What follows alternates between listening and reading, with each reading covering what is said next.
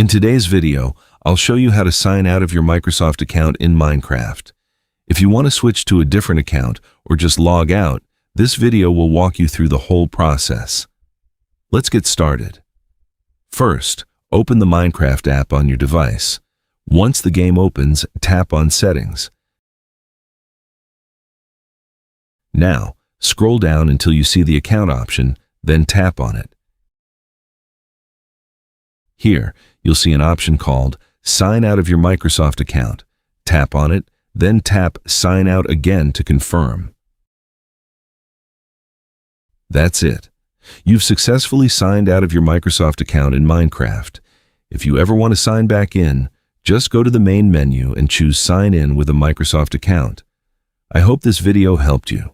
If it did, please leave a like and subscribe to the channel for more helpful tutorials.